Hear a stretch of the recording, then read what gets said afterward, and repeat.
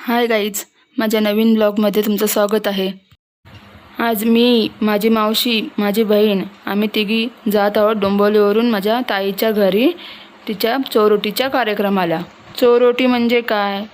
तर चोरून भरतात ती ओटी, दिवे लागणीच्या वेळेस भरली जाते ती ओटी म्हणजे चोरोटी। इकडे गेलो, ताईची विचारपूस केली आणि मग दिवे लागायच्या वेळेला आम्ही ओटी भरणार होतो, पण त्याआधी आम्हाला सजावट करायची होती।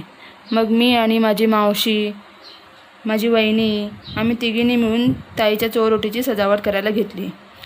माईने ताईला छान तयार केलं।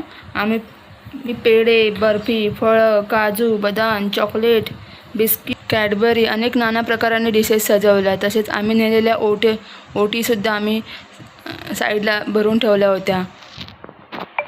हे माझ्या ताईचा चोरोटीचा कार्यक्रमाचा लूक। कशी दिसते माझी ताई?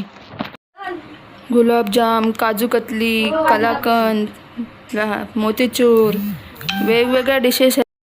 नंतर माझ्या मावशीने, माईने आणि मी ओटी भरली। तसेच माझ्या आत्याने म्हणजे ताईच्या सासूबाईंनी सुद्धा ओटी भरली।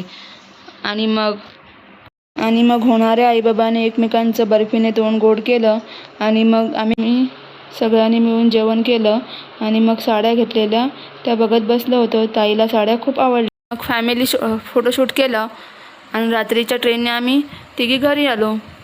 कसं वाटलं हा माझा ब्लॉग? कमेंट करून नक्की सांगा आणि माझ्या ताईला आणि ताईच्या होणाऱ्या बाळाला कमेंट्समध्ये आशीर्वाद द्या। धन्यवाद, थँक्यू।